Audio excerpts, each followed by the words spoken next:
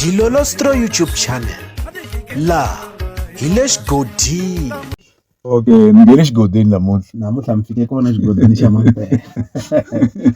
Boss Lady nsati wa kokwani Chauke va basisa hi ta nyimpi leyi nga kona exikarhi ka Dr Sithole na kokwani Chauke. Hi ta va hi swi vonile Dr Sithole laha va nga fika va posta tolo va kombisa leswaku a va nge he swi koti ku yisa vukorhokeri le ka ntirho lowu nga ta va wu ri kona eDiamond Walk, lava nga kombisa leswaku sound ya vona na xiteji a swi nge he swi koti ku ya xikan'we na vona a va nge he swi koti ku ya eka ntirho lowuyani. Va tlhela va kombisa leswaku na tin'wani ta ti-artist ti nge he swi koti ku ya eka ntirho lowuyani, leswi nga fika swi vanga huwa leyikulu laha hi nga vona kokwani Chauke va endla nkandziyiso thwi eka xiyenge xa mabulu xa Facebook va dye bhiriviri swinene.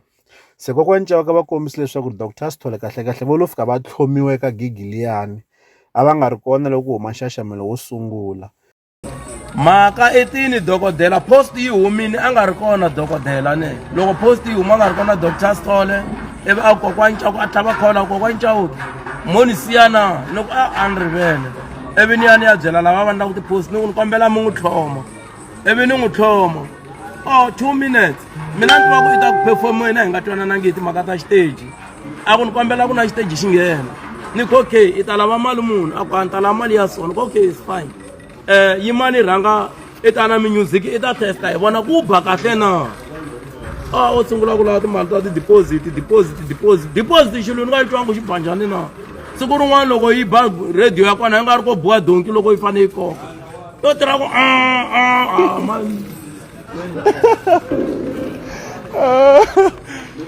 Se a swi fiki swi nga basinyana kahle, Boss Lady va swi kombise kahle leswaku Dr Sithole kahlekahle va kombile ku hoxiwa eka gigi. Se mali leyi a va yi koxa deposit a va kombisa leswaku va lava ku ya lunghisa swipikara. Se hikokwalaho ka sweswo va chave ku va va hoxa mali ya deposit hi mhaka ku swipikara loko swo ka swi nga lunghi ke va humesi mali ya deposit. Se hi swona leswi nga endla leswaku kokwani Chauke na Boss Lady va teka xiboho xa ku va va nga hoxi mali eka Dr Sithole. Nkandziyiso wa Boss Lady hi lowuwa.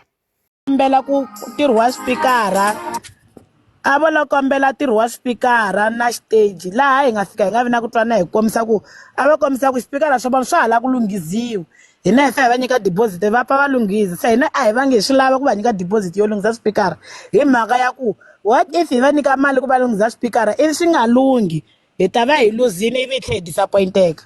That's why mi voni crash leyi nga kona laha va nga hi crasha. Dr Sithole le masunguleni loko mo langutisa i post le masunguleni a va nga ri kona vo ta va ta kombela hi swi twisisa. Se va ta kombela na stage na music leyi nga fika hi nga twanani. Se yo biha hi leyi va nga fika va ku both artist a ni swi tika va include vona na mani ku huma vona va ri voxe. Inkomu. Se nsati wa vona a nga humi a va nga ri na nsati. Hi ku ya hi leswi nga hlamuseriwa hi Boss Lady ni twa ingaku swa twala kumbexani swa khomeka ku loko mo teka mali mi deposit-a ivi swipikara swi nga ha lunghi se ku ta tlhela ku va na nyimpi ya ku mali yi fanekele yi vuya ndzhaku. Ni ta kuma leswaku swi fika swi tika leswaku mali yi vuya ndzhaku. Leswi hala ta avelana na n'wini eka Dilolostro YouTube channel, mi ta avelana na hina mavonelo ya n'wina eka xibokisana xa ku tsala eka xona mavonelo. La ka Dilolostro YouTube channel hi le xigodini, leyi i channel ya n'wina ya ka Gaza. Okay, ngene xigodini namuntlha mi fike kona xigodini xa mampela.